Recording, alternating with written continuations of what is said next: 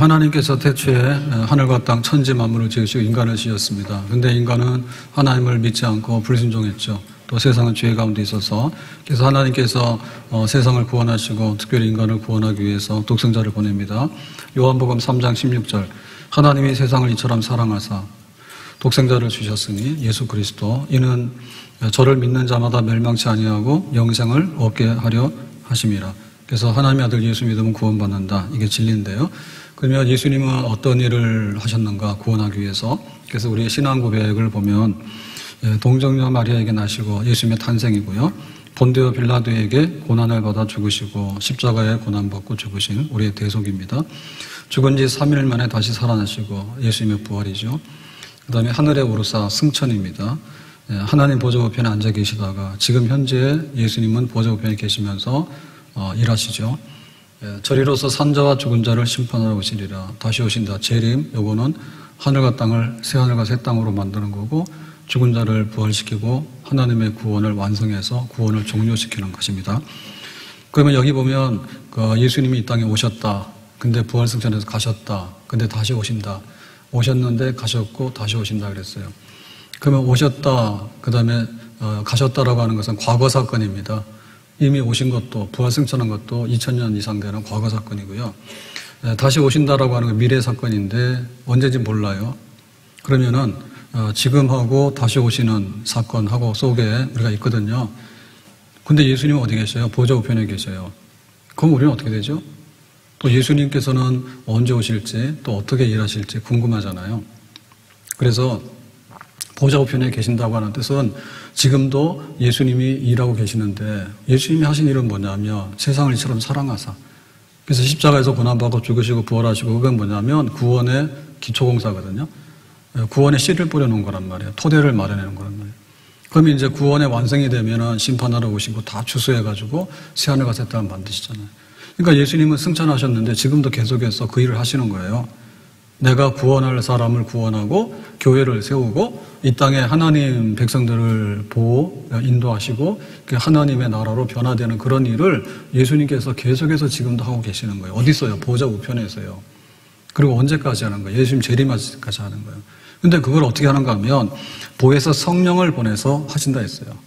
성령을 보내서 하신다 했어요. 그래서 예수님께서 승천하실 때 제자들에게 하시는 말씀이 있습니다. 내가 이제 하늘로 가게 되면 보호자 우편에 앉게 되면 너희들에게 성령을 보낼 거다. 그걸 말씀하셨거든요. 그래서 1장 4절 사도행전 예루살렘을 떠나지 말고 내게서 들은 바 아버지께서 약속하신 것을 기다리라. 그러니까 예수님이 죽으시고 이제 승천하실 때까지가 한 40일이 소요가 되고요. 그 다음에 승천하시고 나서 열흘 후에 오순절이 돼요. 오순절날 약속하신 성령을 보내주는 거예요. 이게 내가 성령을 약속했으니까 반드시 보내줄 거다. 5절 요한은 물로 세례를 베풀었으나 너희는 몇 날이 못 되어 성령으로 세례를 받으리라 하셨느니라. 그래서 이제 요한이 물로 세례 준 거 이상으로 성령이 와서 우리의 영혼과 마음을 깨끗하게 씻어서 근본적으로 거듭나게 하는 그런 성령의 역사가 너희들에게 도래할 것이다. 8절 오직 성령이 너에게 임하시면 너희가 권능을 받고 그랬죠. 그래서 그 성령은 능력으로 오셔가지고 예루살렘과 유대와 사마리아와 땅끝까지 이르러서 내 증인이 되게 한다. 그래서 한 사람 한 사람 예수 믿게 하고 교회를 세우고 그게 이제 하나님 나라가 확장이 되어지고 그래서 세상이 변화되는 역사가 성령으로 인해서 능력으로 인해서 앞으로 이루어질 일이고 내가 성령을 보내서 할 일이다 그랬어요. 그리고 이 말씀하시고 이제 하늘 위로 승천하셔서 보좌편에 앉으셨어요. 지금도 예수님이 어디 계시냐? 보좌 옆에 앉아 계세요. 딴 데 안 계세요. 그래서 이제 제자들은 그 말을 믿고 이제 성령을 기다리고 기도를 하게 되는 겁니다. 사도행전 1장 14절에 더불어 마음을 같이하여 제자들과 그 다음에 여자들과 예수님의 어머니와 형제들이 다락방, 마가의 다락방에서 지금 힘써 마음을 같이해서 기도합니다. 그러니까 합심 기도하는 것이고 이제 힘써서 기도하는 거죠. 다른 거 생각 안 하고 그냥 그 성령이 오셔야 되는데 성령이 꼭 오시기를 바란다라고 전심으로 거기 성령 받기를 기도하게 되는 거예요. 그래서 이 다락방이 바로 예수님께서 6월절 마지막 식사를 제자들하고 나누는 방이고 이 마가의 다락방이 그 예수님이 제자들의 발을 씻긴 그 방이고 또 부활했을 때 제자들이 겁나가지고 문을 잠그고 숨어 있을 때 부활하신 예수님께서 나타나셔서 제자들을 만나신 방이고 그런 방이에요. 그러니까 여기 다락에 모여가지고 이제 기도를 열심히 하고 있는 겁니다. 그러니까 이 기도가 응답되어져야 됩니다. 그러니까 예수님의 구원 역사라고 하는 것은요, 탄생, 고난받으심, 죽으심, 부활, 승천, 다시 오심 이렇게 돼 있는데 지금 여기 과거의 사건은 승천하신 것까지는 과거의 사건이거든요. 다시 오시는 건 미래의 사건인 거예요. 근데 과거의 그 사건이 지금 여기 성령이 여기 오심으로 인해 가지고 비로소 다시 한번 완성이 되어지고 확정이 되어지는 겁니다. 예, 탄생이 없는데 고난받고 죽으시는 게 없는 거예요. 고난받고 죽으시는 게 없는데 부활이 없는 거죠. 부활이 없는데 승천이 없는 거죠. 그래서 탄생과 고난받고 죽으심과 부활과 승천 그리고 성령 보내주심까지가 구원의 한 사건이에요. 만약에 여기 성령이 오시지 않았다면 예수님께서 하늘로 가셨는데 사라진 건지 보좌 우편으로 간지 알 수가 없어요. 그러니까 설령 보좌 우편에 앉으셨다 하더라도 내가 성령으로 세례를 줄 것이다, 내가 권능을 줄 것이다, 너희들이 땅끝까지 가서 증인이 될 것이다 라고 했던 것들이 성령으로 인해서 임해서 이루어진다 했는데 성령이 오지 않았으면 그게 다 무효가 되는 거예요. 그러니까 이 성령이 반드시 와야 되는 거예요. 이 성령이 와야지 예수님의 탄생이, 이 보혜사 성령이 와야지 예수님의 고난과 죽으심이, 이 성령이 와야지 예수님의 부활하심이, 이 성령이 와야지 예수님의 승천하심이 비로소 탄생이고 고난이고 죽음이고 부활이고 승천이고 그것이 이루어지게 되는 거예요. 한 묶음 속에서 성령이 오셔야지 이게 하나로 완성이 되어지는 거고, 이 성령이 오셔서 계속적으로 권능으로 주님께서 하신 일들이 이루어져야지 예수님께서 이제는 끝났다라고 다시 오셔서 새하늘과 새 땅을 만드시는 미래가 보장이 되게 되는 거죠. 그러니까 이 다락방에 모여가지고 간절히 기도하는 겁니다.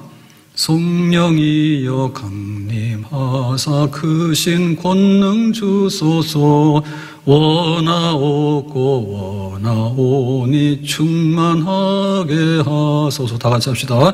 성령이여 강림하사 크신 권능 주소서, 원하옵고 원하오니 충만하. 성령이여 강림하사, 성령이여 강림 크신 권능 주소서, 원하옵고 원하오니 충만하게 하. 성령이여 성령이여 강림하 크신 권능 주소서, 원하옵고 원하오니 충만하게 하소서. 성령 강림 안 하면 예수님 승천하셨는데 어디 간지 몰라요. 보좌 앞에는 앉으셨더라도 성령 강림하지 않으면은 예수님께서 약속하신 그 모든 것들이 어떻게 이루어지겠습니까? 여기 성령이 강림이 안 하면 예수님 마구간에 탄생한 것은 무슨 의미가 있습니까? 여기 성령이 강림 안 하면 예수님께서 고난받고 죽으신 것이 우리에게 무슨 효력을 나타내겠습니까? 그러니까 전폭으로 예수님과 함께 3년 반을 지낸 제자들이 예수님 떠난 것은 슬프지만은 예수님이 땅속으로 사라진 것도 아니고 예수님께서 하늘의 영광의 보좌로 올라가신 것을 보면서 더군다나 약속하신 성령을 보내준다 했으니까 이제 예수님을 육신적으로 다시 볼 수는 없어요. 보혜사 성령을 받음으로 인해서 그 예수님의 역사와 그 예수님이 함께 하시는 것을 비로소 다시 한번 경험하게 되는 거예요. 그러니까는 전심으로 마음을 같이 해서 오로지 기도에 힘쓰는 겁니다. 가물음의 마른 땅에 단비를 내리시듯 성령의 단비를 부어 새 생명 주옵소서. 가물음의 마른 땅에 단비를 내리시듯 성령의 생수를 부어 새 생명 주옵소서. 드디어 이제 열흘이 지나고 오순절이 됐어요. 그때는 성령이 왔느냐? 왔죠. 사도행전 2장 1절부터 4절까지 오늘 본문의 말씀인데요. 오순절 날이 이미 이르며 오순절이 딱 되니까 그들이 다 같이 한 곳에 모였더니 계속해서 다락방에서 이제 합심기도 120명의 성도들이 호련히 하늘로부터 급하고 강한 바람 같은 소리가 있어 그들의 앉은 온 집에 가득하며. 그러니까 성령은 눈에 보이지 않아요. 근데 급하고 강한 센 바람이 지나가는 것 같은 그런 어떤 그 임재는 느낄 수가 있거든요. 성령이 도착했다 그러면. 마치 불의 혀처럼 갈라지는 것들이 그들에게 보여 각 사람이 하나씩 임하였더니 소리만 들리는 게 아니라 이제는 눈으로 봤어요. 불이 타서 혀같이 갈라지는 불이 여기 지금 임하는 것을 봤어요. 성령이 지금 여기에 임했고 도착했다는 말이죠. 그들이 다 성령의 충만함을 받고 성령의 충만함, 그야말로 이렇게 기름 부으심 넘치게 받으심을 받아서 확실하게 이 성령이 보내준 성령이 왔구나. 성령이 말하게 하심을 따라서, 그러니까 우리가 말하는 게 아니라 성령이 말을 시키는데 입을 열었더니 다른 언어들로 말하기를 시작하니라. 내가 모르는 말을 하는 거예요. 내가 모르는 말은 이거는 죽었다 깨나도 안 되는 겁니다. 한국말도 생각이 잘 안 나는데 내가 전혀 모르는 나라 말을 할 수가 있겠습니까? 근데 성령께서 임하셨기 때문에 입을 열어가지고 각 나라의 방언을 쏟아놓기 시작하는 거예요. 그러니까 여기 분명히 성령이 임했죠. 아멘? 성령이 임한 것은 너무나 귀한 사건이에요. 예수님 탄생한 것 이상으로, 예수님이 십자가에 고난받고 죽은 것 이상으로, 예수님께서 부활하신 것 이상으로, 예수님께서 승천하신 것 이상으로, 예수님께서 이 오순절날 성령을 보내주시는 이 사건은 앞에 있었던 모든 구원 사건에 대한 확증이고 앞으로 다시 오실 재림하실 일에 대한 미래에 대한 것의 약속이라고 볼 수 있거든요. 그러니까 이 성령이 임하니까 비록 예수님은 떠나셨지만은 예수님께서 본인이 성령이 임했기 때문에 너무나 기쁘고 좋은 거죠. 성령이 오셨네, 성령이 오셨네, 내 주님 보내신 성령이 오셨네. 이 기쁜 소식을 온 세상 전하세. 성령이 오셨네, 성령이 오셨네, 성령이 오셨네, 내 주님 보내신 성령이 오셨네. 이 기쁜 소식을 온 세상 전하세. 성령이 오셨네. 예수님 탄생했다고, 예수님이 고난받아 죽으셨다고, 예수님이 다시 살아나셨다고, 예수님이 보좌 우편에 앉으셨다고. 그런데 그것이 성령을 보내주심으로 인해서 진실되고 이제 그 하신 예수님의 역사들이 왜 이 땅에 오셔서 왜 죽으시고 왜 부활하셨는지를 성령을 보내서 계속해서 예수님의 이 구원 복음의 십자가의 복음이 전파되도록 하고 하나님의 백성들을 하나님이 보호 인도 육성하고 이 땅에 참새 한 마리 날고 떨어지는 것도 아버지 뜻대로 다 된다 했는데 그 하나님의 그 역사가 예수 그리스도의 역사가 이 성령 안에서 이루어지게 됐으니까 이 성령이 오순절날 임한 사건, 성령이 여기에 도착한 사건은 참으로 기뻐해야 될 일이고 즐거워야 될 일이고 우리가 세상에 알려야 될 사건인 줄로 믿습니다. 아멘? 왜 성령이 오순절날 임했느냐, 오순절날. 예수님이 죽으시고 성령을 보내주는 이 사건은 한 50일의 간격이 있거든요. 순위 열이에요. 5번 지나 오순절이에요. 오순절은 6월절, 오순절, 그 다음에 마지막 수장절, 구약 성경의 3대 절기 축제의 날입니다. 그러니까 구원받은 6월절, 그 다음에 오순절은 뭐냐면 오순절에 처음에 곡식, 보리와 밀을 거두는 첫 곡식을 거둔 다음에 하나님 앞에 드리는 감사절이 오순절이죠. 그리고 이 오순절은 시내산에서 십계명의 돌비를 받은 기념하는 날이 오순절이에요. 그러니까 왜 성령이 하필이면 오순절에 임했냐 할 때 이 오순절의 의미가 여기에다 살아있는 겁니다. 그러니까 이게 첫 곡식을 수확하는 거예요. 우리가 예수를 믿는다 했는데 예수를 믿는다 그러면은 씨가 뿌려져서 그 다음에 자라나서 그 다음에 이게 무르익어 가야 돼요. 근데 아직도 거기 밭에 있으면은 이거는 추수하면 안 돼요. 얘가 완전히 다 익어가지고 이게 완성품이 되고 이게 완제품이 돼야지 이제는 알곡이 됐기 때문에 걷어가지고 창고에 들여놓는 겁니다. 그게 바로 오순절입니다. 첫 곡식을 수확하는 겁니다. 내가 하나님을 믿어요? 성령 안에 믿을 수가 없어요. 내가 예수님 믿어요? 성령 안에 예수님 믿을 수 없어요. 그러니까 이 성령이 와야지 예수님의 고난과 죽으심을 비로소 내 것으로 받아들이게 되는 거죠.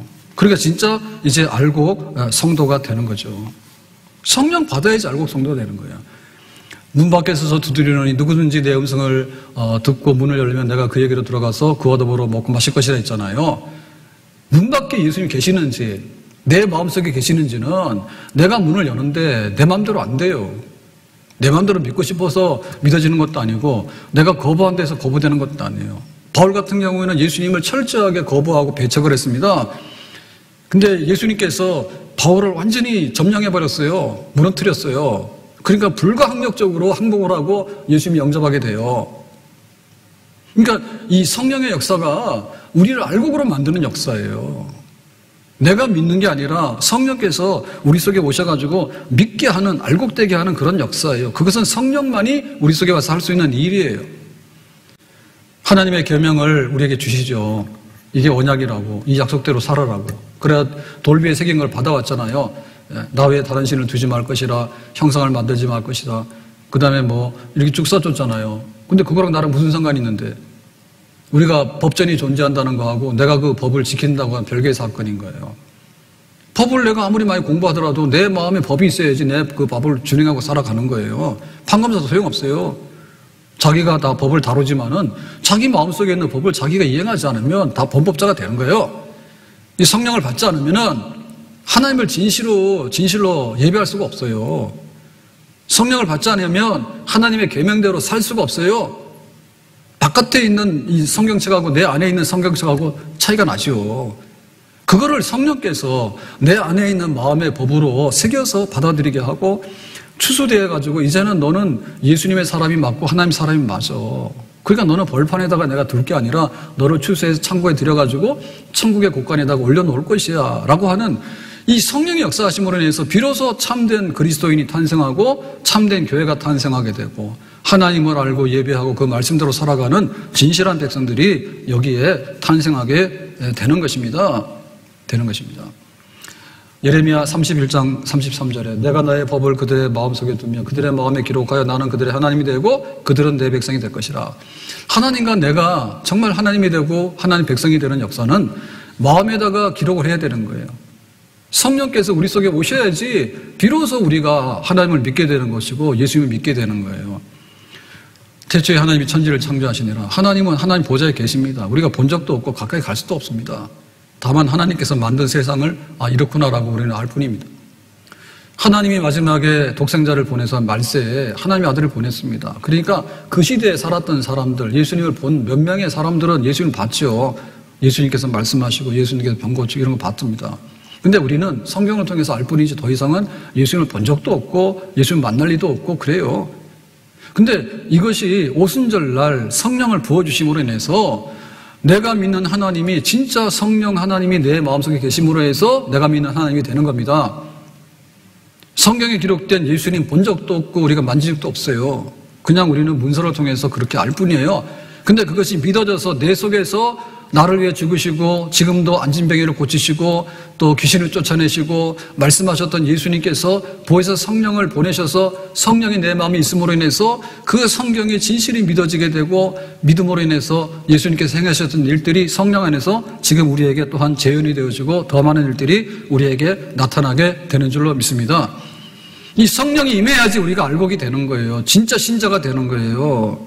예수 나를 위하여 십자가를 질 때 저무지한 사람들 메시아 주여 예수여 예수여 예수여 나의 죄 위하여 법의 피를 흘리니 죄인 받으소서.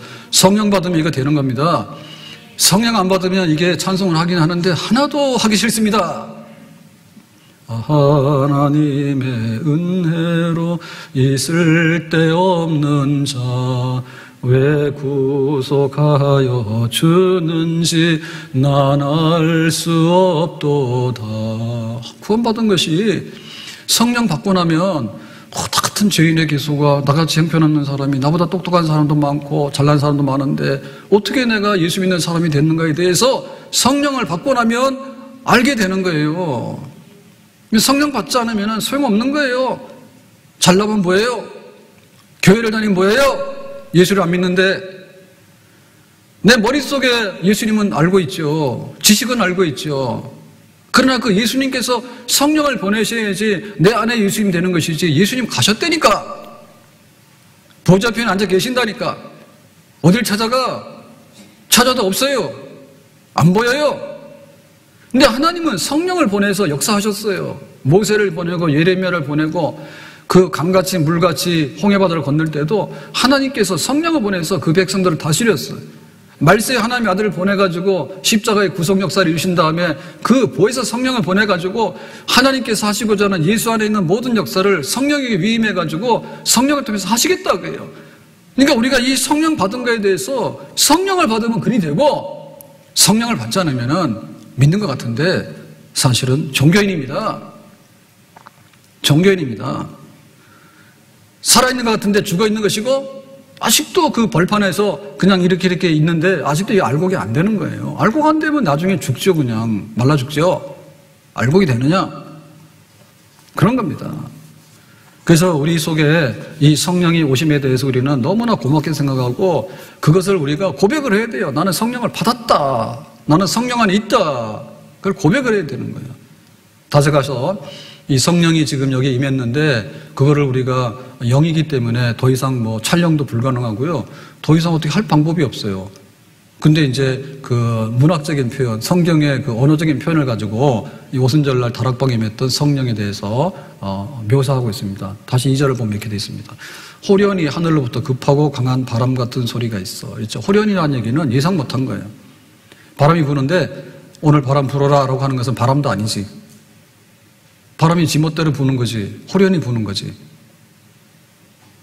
그런데 어떻게 됐냐면 하늘로부터 바람 중에도 기압의 차이에 따라서 이동을 하는데 이게 세면은요 수직적인 바람이 가장 강력한 거예요. 예? 막 돌개바람, 회오리 바람 이거 막 올라가는. 하늘부터 쫙 바람이 내려오는데 강한 바람. 그러니까 이거는 뭐냐면 청력이죠, 청력. 눈에 안 보이는 성령을 우리가 뭔가 귀로서 이렇게 감지할 수 있다라고 표현했거든요. 그래서 온 집에 가득했다고. 우리가 바람은 눈에 안 보여요. 근데 이게 귀로는 들려요. 바람 그 자체가 소리 내는 게 아니라 바람이 지나가게 되면 마찰이 있잖아요. 그 바람 소리가 창문을 흔든다든지 혹은 뭐 태풍이 막 이렇게 지나가게 되면 막 난리가 나잖아요. 나무가 뿌리째 뽑히고 자동차도 뒤집어지고 막 이런 거 있잖아요. 그러니까 이 성령의 임재하심은 강한 세력을 동반하는 권능의 어떤 역사를 동반하고 임재하더라. 그러니까 이 성령이 임하면 어떻게 되니까 무능한 게 안 되죠. 능력이 임하게 되는 거죠. 그 성령의 능력이 임하게 되니까 우리가 못하는 일들을 하게 되는 거예요. 하나님의 천지 창조하신 그 성령의 능력이 우리 가운데 보혜사 성령으로 임하게 되는 거예요. 이거는 능력 있고 없고는 우리가 차이가 나는 겁니다. 너 힘 좀 써봐라 그러면은 요만큼 힘 쓰는 사람이 있는가 하면 힘센 사람은 보통 사람의 막 서너 배를 이상으로 세요. 그러니까 이 성령의 능력이라고 하는 것은 하나님의 능력인데 한번 확 지나가고 나면 눈에는 안 보이지만 놀라운 역사를 일으킵니다. 병든 자를 일으키고 그 다음에 뭐 홍해바다를 육지처럼 만들어 놓기도 하고 일찍이 없었던 그런 역사들을 막 나타나는데 강력한 하나님의 영으로 이곳에 임재하시는 거예요. 두 번째 3절에 보면 불의 혀같이 갈라지는 것들이 그들에게 보여. 보여라고 하는 것은 시각적인 표현이에요. 그 성령은 눈에 안 보이는데 보이는 걸로 표현해 보면 불의 혀다 있죠. 불의 혀. 불이 타는데 촛불도 있고 그 다음에 밥하는 밥솥에 불도 있고 한데 쇠를 녹이는 건 어때요? 용광로에 들어가게 되면요 온도가요 그거는 어마어마하게 올라가야 됩니다. 1000도 이상 올라가야지 쇠를 녹이고 이런 게 막 나타나게 되는 거예요. 근데 이 뜨거운 불의 끝은 보면 혀가 생겨요. 예? 뜨거운 불에 혀가 생기는데 그 혀가 춤을 추는 거죠. 그러면 그게 화력이 센 거예요. 그러면 이 불은 뭐냐면 뜨겁게 하고 열을 내지만 결국에 녹이는 겁니다. 아주 성질을 바꿔버리는 거예요. 성질을 바꿔. 불태워버리는 거예요. 불태워버리고 그 다음에 막 정결하게 돼가지고 다시 거기서 나오게 되는 것은 옛날에 그 쇠가 아닌 겁니다. 풀무에다가 7번씩 단련하게 되면 은을 7번 단련하게 되면 완전히 순수한 은이 나오게 되는 거고 이게 순금이 나오게 되는 거예요. 그러니까는 이 성령이 임하게 되면 하나님의 거룩이기 때문에 거룩하지 않은 거를 완전히 다 쓸어버리는 거예요. 네가 어떻게 죄를 짓냐 이야. 하나님께서 모세를 부르시니까 모세 와라 하니까 갔더니 신발 벗어라 더럽다. 모세 신발 벗어버리죠. 이사야 선지자가 성전에 가서 이렇게 기도하다가 하나님을 딱 보니까 보좌에 계시는데 자기가 지금 이게 죄를 지어가지고 천사들의 핀 숯으로 이거를 깨끗하게 해야 되겠다고 하잖아요. 화로다 나 망해야 됐다고. 그러니까 이 하나님 성령이 임하게 되면 그야말로 하나님의 거룩하심과 하나님의 정결하심과 하나님의 순수하심, 의 이런 것들이 우리를 사로잡는 거예요. 그러니까 뭐 술떡에 들어갔다가 뭐 술떡에 빠졌다가 뭐 세상의 육신의 정욕과 안목의 정욕과 이성의 자랑이다 이런 데 허우적고 이런 게 있을 수가 없습니다. 예?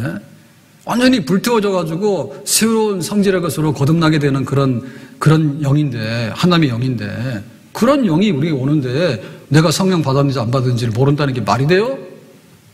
쓰레기 어디로 가요? 쓰레기통에 가잖아요. 쓰레기통에 가는 거 어떻게 돼요? 결국에는 매립하거나 소각시키는 거예요.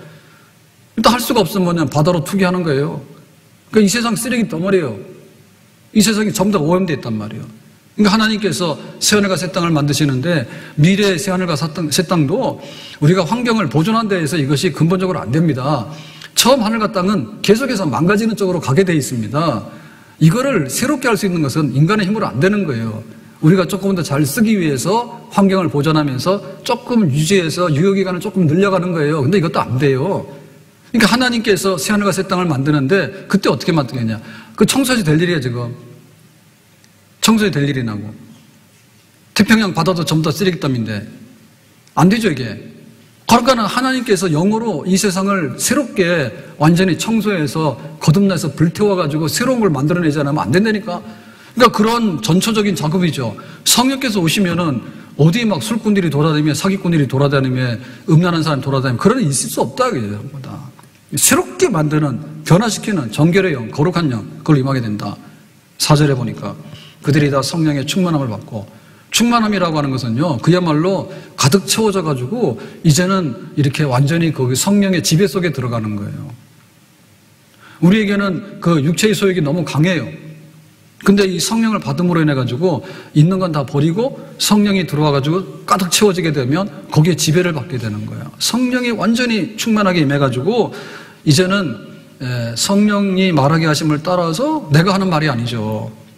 내가 배운 말, 부모로부터 배운 말, 내가 이 땅에 살면서 우리가 모국어를 쓰니까 한국말을 쓰면서 20년, 30년 동안 했던 말, 그 말이 아니고 성령이 말하게 하심을 따라서 다른 언어들로 말하기를 시작하니라. 이게 이제 방언이라 했거든요. 그러니까 나는 한국말을 했었는데 내가 못하는 다른 나라 말을 하는 거예요. 내가 모르는 제주도 사투리를 막 하는 거예요. 그러니까 이건 뭐냐면 내 의지랑 상관이 없이 내 속에서 새로운 그 어떤 언어의 영역, 다시 말하면 내 삶의 영역과 내 생명이 싹 터가지고 그게 표현되어지는 거지. 말이 달라졌다는 얘기는. 근데 그게 어떻게 됐어요? 우리가 한국말 하는데 영어를 배우는데 평생 배워도 안 된다니까. 근데 성령이 임하고 나니까 갑자기 새로운 언어가 터져 나오는 거예요. 천국의 언어가. 내가 너를 미워해 그랬는데 이제는 뭐냐, 내가 너를 사랑해 이렇게 되는 거지. 죽고 싶어 그랬는데 뭐냐면 난 살고 싶어 그런 거지. 나 잘 돼야 돼 그랬는데 이제는 하나님의 영광 드러내야 돼 이렇게 되는 거지. 완전히 말이 바뀌게 되는 거예요. 언어가 바뀌게 되는 거예요. 속사람이 바뀌게 되는 거예요. 그게 뭐냐면 성령의 사람이 되는 거고 예수의 사람이 되는 거고 천국의 시민이 되는 그런 언어가 터져나옴으로 인해 가지고 새로운 세상과 새로운 세계가 도래했음을 성령이 도착한 것으로 해서 알려주는 것이죠. 이것이 오순절날 예루살렘에 마가의 다락방이 임했다 그 말이에요. 그럼 우리는 어떻게 됐느냐? 우리가 예수 믿어요. 그러면 예수 믿었으면 주님께서 우리에게 성령을 보내주시면 성령 받았지요. 이론상으로는. 성령 받았어 안 받았어요? 충만하게 받았어요? 바람소리 지나갔어요? 불의 혀가 지나갔어요? 우리 말이 달라졌어요? 안 됐어요? 몰라요? 무슨 일인지 모르겠어요? 그럴 줄 알았어요?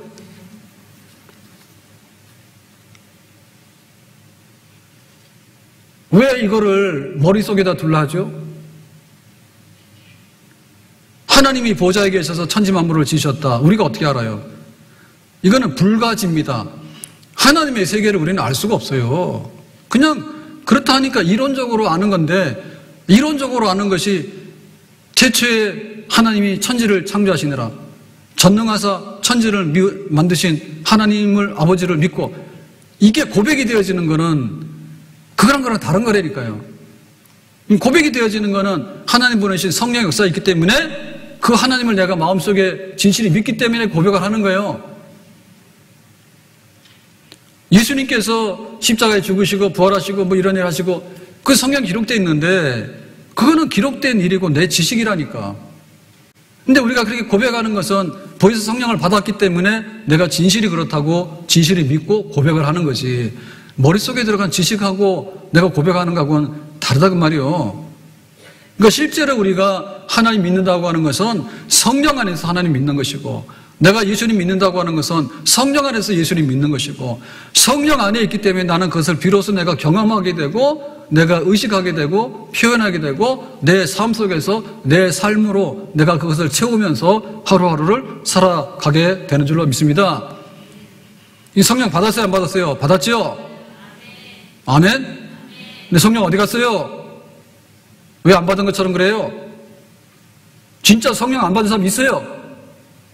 가짜 세례, 가짜 교인, 하고도 남지. 대한민국에 살지만은 북한 간첩들이 그렇게 많다며요. 요 가짜로 시민증 가지고 있지만은 요거 아니라니까요. 아예 성령 안 받은 사람은 무효야, 전부 다. 성탄절이 뭐야? 성령 안 받았는데 예수님 탄생한 게 뭐가 없어요. 성령 안 받았는데 예수님 죽었다고요? 안 죽었지. 성령 안 받았는데 예수님 승천하셨다고? 예수님 다시 오신다고? 관심 없지. 성령 안 받으면 그냥 예수님은 바깥에 있는 거예요. 내가 성령을 받아야지 그 안에서 비로소 내가 예수 믿는 사람으로 내 생활하게 되는 겁니다. 그러니까 내가 알고 있는 지식하고 성령을 받아서 진실히 하나님을 믿고 예수님을 믿고 그 예수님의 역사가 내 안에서 이루어지는 건 다른 거란 말이에요. 그걸 왜 구분해야 되겠죠? 아멘? 그걸 말로 떼우려 합니다. 성령 받았냐니까 내가 뭐가 어떻고 내가 교회를 다녔고 뭐다. 그거는 성령에 대해서 물으면 성령에 대해 답을 하시라고. 왜 말을 둘러댑니까? 하나님 계시냐고 하면 계시다고. 예수 믿느냐 믿는다고. 성령 받았냐고. 성령을 충만히 받았다 해야지. 왜 그거는 오리무중입니까? 왜 다른 말을 빙빙 돌려대요? 성령을 충만히 받았는가? 이 성령이 우리에게 임하게 되면 성령으로 세례를 받게 될 것이고 성령의 권능을 받게 될 것이고 증인될 것이고 천국 시민으로 살게 될 것이고 예수 그리스도의 백성으로 살게 될 것이고 진짜 교인이 된다고 말입니다. 만약에 우리가 성령을 받았는데 성령을 근식히 하거나 슬프게 할 수 있어요? 그럼 되찾아야 되는 거예요. 만약에 성령을 받았는데 충만하게 받지 못했으면 충만하게 받아야 되는 거예요. 오순절날 임한 성령은 적어도 첫 충만입니다. 첫 충만이 없는데 어떻게 성령을 받았다 할 수 있겠어요? 첫 충만이 없는데. 처음에 그것이 충만했기 때문에 다음에 그것이 충만하고 계속될 수 있는 거예요. 그러니까 우리는 이 성령 안에서 있다고 하는 것을 내가 느끼고 경험하고 그 권능과 그 정결함과 그 새롭게 언어로 나타날 수 있는 그런 천국 시민의 삶에 대해서 나는 지금 그렇게 살고 있고 더 그렇게 살기를 열망합니다라고 현재 진행적으로 계속해서 나가야 되는 것입니다. 삼손이 두 눈 뽑힌 다음에 연자맷돌 돌리고 노예가 돼가지고 블레셋 사람들한테 조롱받았잖아요. 그때 삼손이 그랬어요. 사사기 16장 28절에 하나님이여 구하옵나니 이번만 나를 강하게 하사 나의 두 눈을 뺀 블레셋 사람들에게 원수를 단번에 갚게 하옵소서. 내가 나실인인데 하나님께서 성령의 은사를 주셔가지고 하나님께 구별된 삶을 사는 나실인인데 이스라엘의 사사인데 내가 그렇게 살지 못했으니까 성령의 능력이 일시적으로 떠나갔죠. 그러니까 생각해보니까 잘못됐잖아요. 내가 뭐지? 이스라엘의 사사지. 나는 나실인이지. 근데 내가 뭐 했지? 하나님 성령을 소멸시키고 근심시켰잖아. 그러니까 하나님 내 눈 빠지고 나서 하나님 성령을 다시 한번 내가 충만하게 받기를 원합니다. 한 번만 힘을 주사 나에게 그 능력을 복구해 주시면 내가 한번 살겠습니다. 하나님 나에게 그런 성령을 다시 한번 새롭게 해 주시기를 원합니다. 여자 좋아해가지고 들릴라의 품 안에 품어가지고 하나님을 사랑하는 사람이 여자 좋아해가지고 자기의 비밀을 다 탄로시키고 하나님을 배신해서 버리고 그 생활이 너무나 잘못된 겁니다. 나에게 새롭게 성령으로 새롭게 세상 모든 욕망과 나의 모든 정욕은 십자가에 이미 못을 박았네. 어두운 밤이 지나고 무거운 짐 벗으니 주의 영이 함께함이 성령이 계시네. 할렐루야 함께 계시네. 좁은 길을 걸으며 밤낮 기뻐하는 것 주의 영이 함께하. 성령이 계시네. 성령이 계시네. 할렐루야 함께 하시네. 좁은 길을 걸으며 밤낮 기뻐하는 것 주의 영이 함께 함이라. 우리의 모든 복락은 성령의 그 충만한 역사에 달려있는 거예요. 모든 복의 근원이 하나님께로부터 오고 모든 구원의 그 모든 역사들이 하나님의 아들 예수 그리스도부터 오는 게 맞아요. 그런데 하나님은 보좌 우편에 계시지 더 이상 우리가 접근할 수도 없고 알 수도 없는 거예요. 예수님은 이 땅에 오셔서 구원과 이 땅의 그 영적인 복지를 이렇게 하겠다 해가지고 십자가의 구속사건을 이루셨기 때문에 보좌 우편에서 지금 가서 일을 하기 때문에 사실은 보좌 우편에 계시는 예수님을 본 적도 없고 만날 리도 없고 예수님께서 우리하고 뭐가 될 리도 없는 거예요. 그렇기 때문에 보혜사 성령을 보내서 이 모든 하셨다 했거든. 그러니까 우리는 거기에 매달려야 됩니다. 하나님 믿는가? 성령의 충만함. 내가 예수를 믿는가? 성령의 충만함. 근데 첫 충만을 모르는 사람이 어떻게 성령을 받았다 할 수 있겠냐. 첫 충만을 받았기 때문에 때로는 우리가 성령을 근심케 하거나 또 은혜 가운데서 이렇게 어그러졌다 하더라도 하나님 첫 충만을 회복해 주세요. 다시 거듭거듭 충만하게 해주세요. 주님 나를 강하게 해주세요. 나를 정결하게 해주세요. 새 언어 속에 살게 해주세요. 새로운 생각 속에 살게 해주세요. 새로운 천국 백성으로 살게 해주세요. 나는 그렇게 살기를 원합니다. 그 능력을 내 안에 성령께서나 오셔서 부어주실 수 있고 내 안에 계시면서 그것을 계속해서 공급해 줄 수가 있는 겁니다. 아멘. 디모데가 에베소에서 목회를 하는데 너무나 지쳐요. 나이도 어린 것이 멸시당하기도 하고 이단들이 와가지고 계속해서 싸움을 거는데 영주주의 이단들이 독하거든요. 그러니까 막 지치기도 하고 그런데 또 바울이 잡혀가지고 로마 감옥에 가 있다니까 자기도 잡혀가지 않나 걱정도 생기고 더군다나 또 병이 많아가지고 자기가 자주 나는 위장병이 있었거든요. 그러니까 여러 가지로 침체되어 있을 때 디모데후서 1장 6절에 바울이 말하는 겁니다. 내가 나의 안수함으로 내 속에 있는 하나님의 은사를 다시 분리듯하게 하기 위하여 그랬죠. 그러니까 디모데가 안수에서 그 사도의 직 또 목회자의 직을 받게 될 때 성령의 은사가 있었는데 바울이 그 소식을 듣게 되면서 디모데야 네가 모자란 게 뭔지 알아 지금? 너에게 그 성령의 은사 하나님의 은사가 다시 분리되게 일어나면 되는 거야. 나이가 어리다고 성령의 은사를 다시 받게 되면 그거 극복할 수 있어. 자주 병이 난다고 성령의 은사를 회복하게 되면 너 병 고칠 수 있어. 성령의 은사가 임하게 되면 두려움도 떨칠 수 있고 이단들하고 싸울 수 있어. 성령의 은사를 회복하도록 해라. 그렇게 부탁한 거죠. 예루살렘 교회에 성령의 그 임하심을 기다린 것 같이 삼손이 다시 한번 떠나갔던 성령을 다시 회복하기를 기다린 것처럼 디모데가 약했다가 다시 성령으로 회복해서 일어나기를 원했던 것처럼 우리들도 예수 잘 믿기 원해. 그러면 성령의 충만함을 구하고 그 안에 있으라면 내 영혼이 잘된 같이 범사가 되고 강건하기를 원해. 그러면 성령 충만해서 그 안에서 모든 것을 이루라고 말이죠. 성령이여 강림하사 크신 권능 주소서. 원하옵고 원하오니 충만하게 성령이여 강림하사 크신 권능 주소서. 원하옵고 원하오니 충만하게 힘이 없고 연약하나 엎드려서 비오니 성령 강림하옵소서. 충만하게 힘이 없고 연약하나 엎드려서 비오니 성령 강림하옵소서. 충만하게 하소서. 이게 이제 예루살렘 교회가 탄생하게 된 거고 그 베드로 예수님 모른다고 도망갔고 겁나서 문 잠그고 숨어 있었고 또 이제 갈릴리 가서 다시 고기 잡는 어부로 갔고 형편없는 사람들이에요.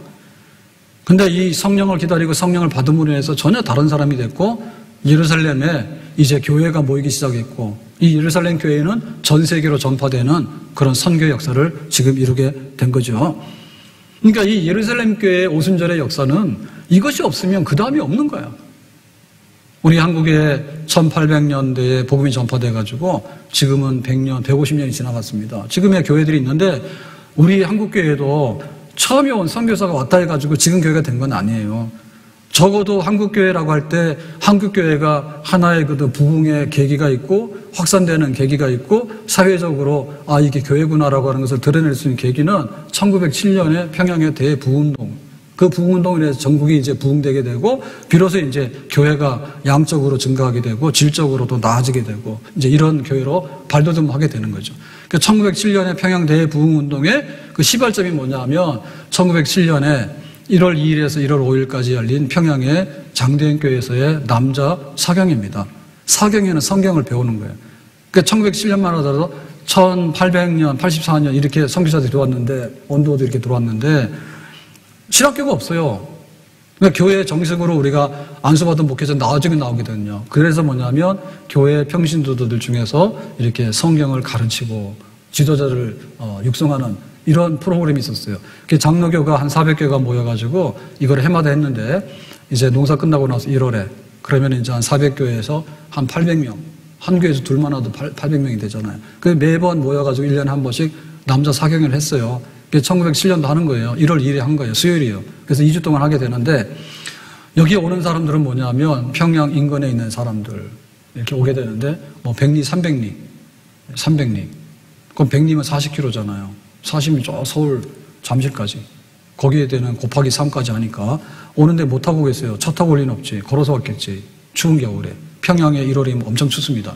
그러니까 영하 10도, 20도 막 되는데 혹한에 그냥 이렇게 걸어서 오는 거예요. 산 넘어서 오고 뭐 강 건너서 오는 거예요. 그래가지고 이제 숙식을 해야 되니까 자기 먹을 쌀 보따리 싸고 해가지고 먹고 그러거든요. 그러니까 열렬하게 성경을 공부하면서 그랬는데 이날 그 1월 1일부터 열린 집회 중에서 특별한 집회가 1월 이제 달력을 보면요. 1월 12일하고 14일하고 15일입니다. 여기에 이제 성령의 강한 역사가 있어서 부흥운동이 일어났다고 얘기를 하는데 이제 저녁에 이제 아침에 오전에는 성경 사경회를 하게 되고요. 오후 되면은 노방전도를 해요. 나가서 축구전도 노방전도 하게 되고 저녁에 모여서 다 같이 모여서 저녁 집회를 하게 되는 거예요. 그 집회는 개방적인 거예요. 개방적인데 이때 1907년 1월 집회에는 1,500, 2,000명이 모였대요. 그러니까 여기는 남자들은 한 곳에 모이지만 장소가 협소하기 때문에 여자들은 이제 흩어져서 다른 지역에서 다른 교회에서 모이게 되고 또 아이들 학생들은 학교 채플에서 모이게 되고 이제 이런 식으로 해가지고 집회를 하게 됐는데 저녁 집회를 하게 됐는데 1월 12일 날 방위랑 선교사가 설교를 합니다. 그때 이제 은혜가 있었는데 자기 손가락을 보여주면서 이 손가락 총에 다친 거라고 사냥총에 사냥하다가 그래가지고 이 손가락이 아프니까 이게 다 못 쓰죠. 이거만 아픈 게 아니라 머리도 아프고 몸도 다 아프죠.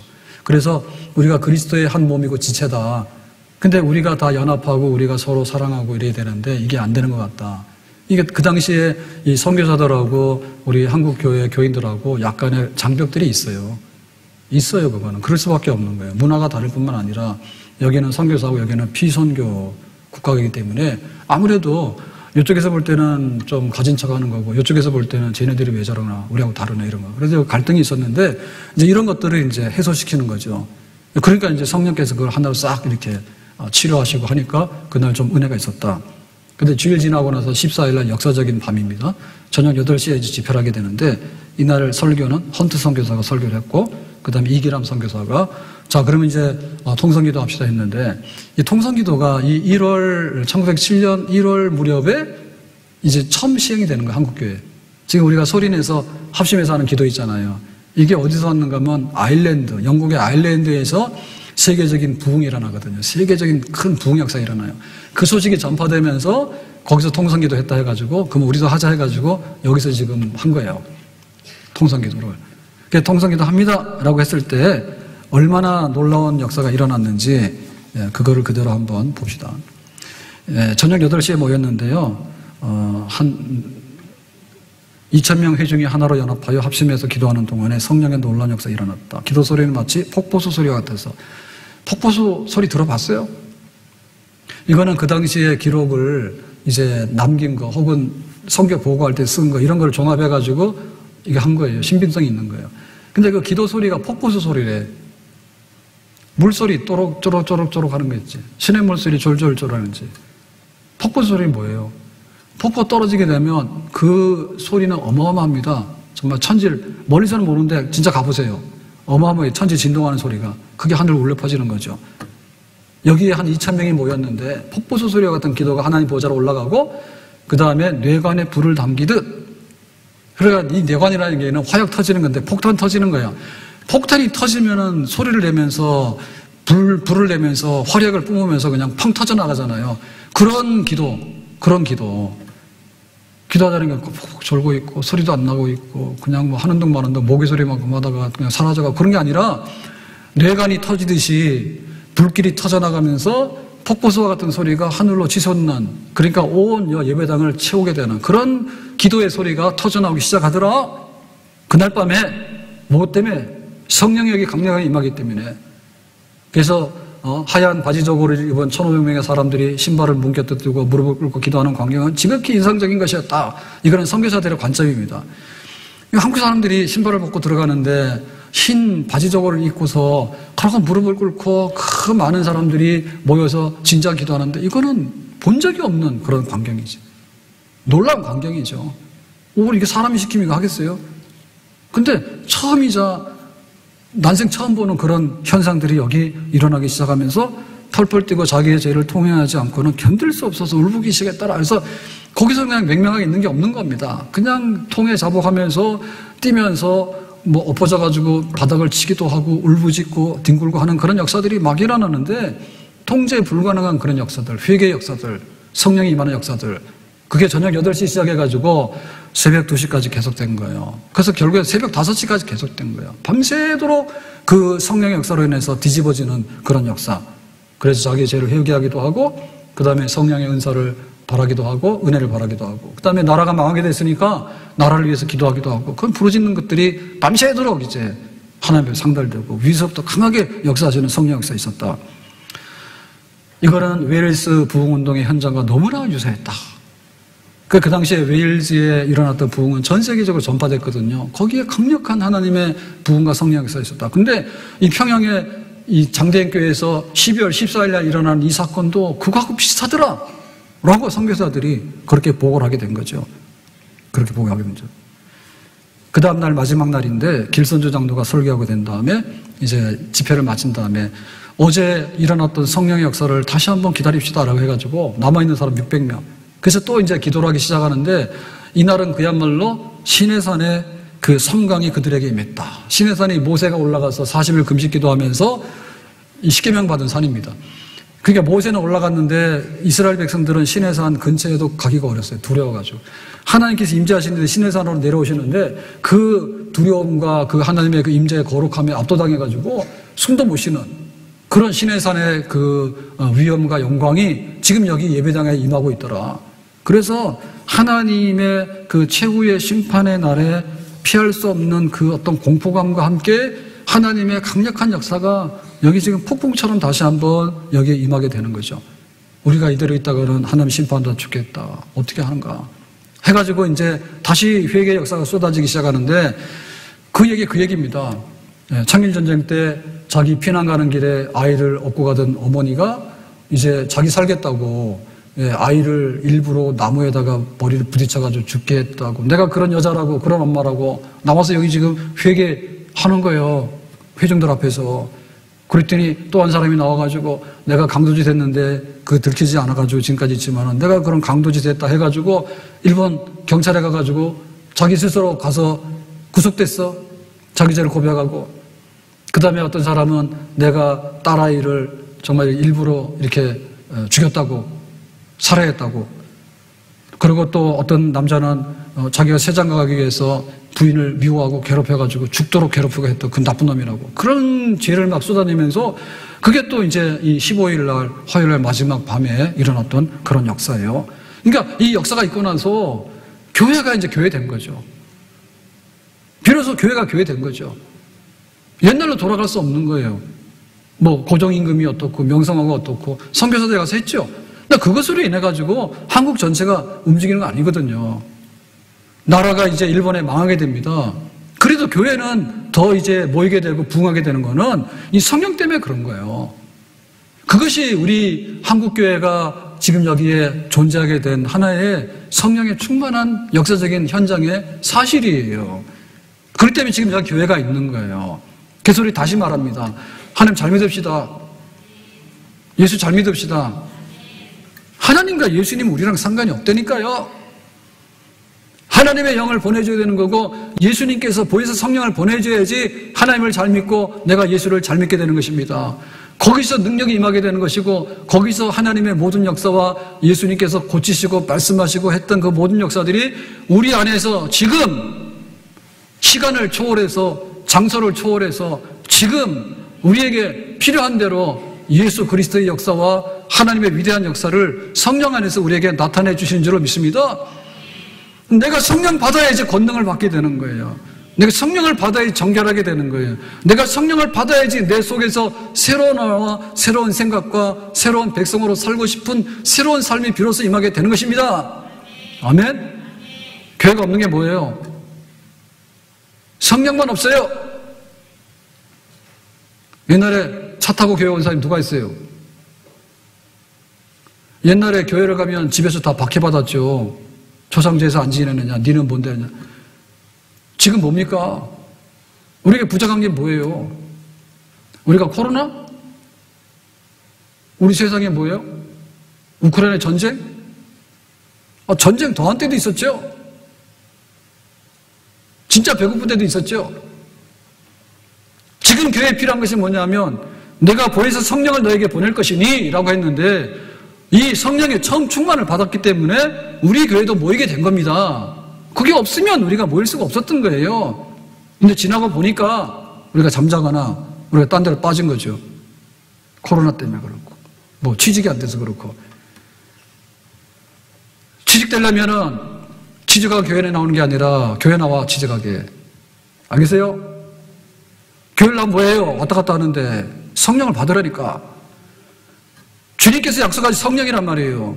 성령을 받아야지 우리의 삶에 능력이 생기게 되는 거고 우리의 삶이 비로소 예수 그리스도의 향연하는 삶으로 천국 시민의 삶으로서 주님께서 우리에게 채워주신 줄을 믿습니다. 아멘? 우리가 무엇을 구할 것인가? 무엇을 구할 것인가? 성령을 구해서 충만하게 되면 그 나라와 그 일을 구하게 되면 그 다음에 모든 것을 이루어진다 했기 때문에 왜 육신으로 시작해서 성령으로 시작해서 왜 육신으로 돌아가는가 교회가 육신으로 시작하더라도 성령으로 마쳐야 되거든요. 예수님 다시 오는데 예수님 다시 오실 날까지 교회가 견뎌낼 수 있는 재간이 있습니까? 없어요. 성령이 너에게 임해서 예수님 다시 오실 때까지 우리가 견뎌내는 것이고 복음을 전하고 증인이 될 수 있는 거예요. 교회 새롭게 돼야 됩니다. 근데 신앙생활이 새롭게 돼야 됩니다. 다른 것으로 될 수 있는 게 아닌 거예요. 세상 탓할 것도 없는 거, 내 탓할 것도 없는 거예요. 오직 우리가 성령 안에서 하나님 약속하신 것들을 채우게 되면 그 나머지는 하나님께서 우리에게 주시는 대로 감당하고 넘쳐날 수 있는 복락의 삶이 우리에게 펼쳐지게 될 줄로 믿습니다. 성령 충만함을 위해서 기도해야 됩니다.